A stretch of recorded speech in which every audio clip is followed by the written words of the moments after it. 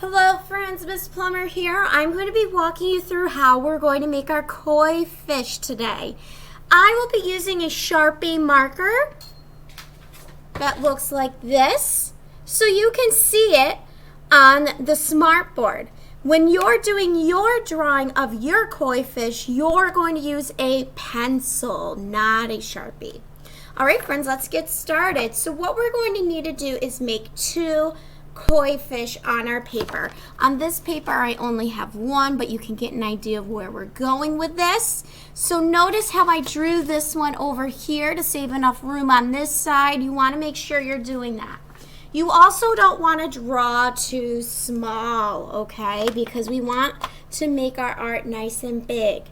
So what I'm going to do, I'm going to come to the upper corner here, one of my corners, and I'm going to draw a curve, kind of like, almost like a rainbow curve. And then what I need to do from each end of this curve, I need it to come down into a V so I can start the tail.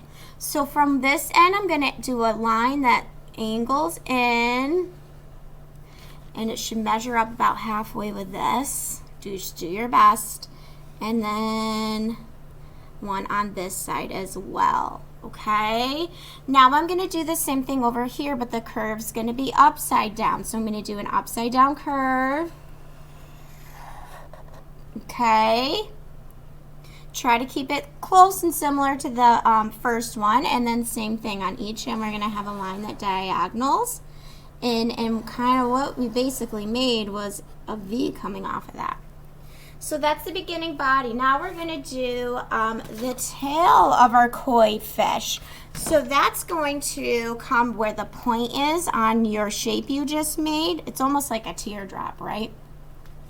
You're going to come to one side of it, and you're going to do a curve that comes out and then comes back in, okay? And then if yours is a little bit different than mine, that's okay. You're going to do another one on the other side.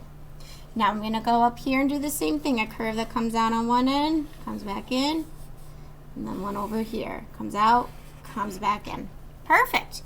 Okay, now what we're going to do is we're going to start to draw the eyes of our koi fish.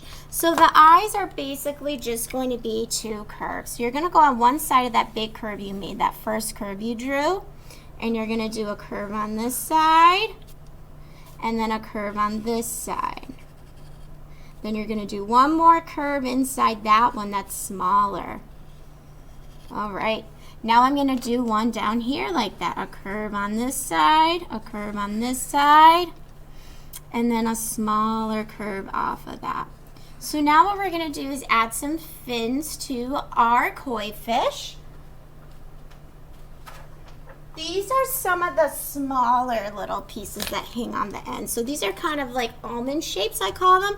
So right on the part where you started to come down at an angle, you're just going to do a curve that comes out in one direction and a curve that goes in another.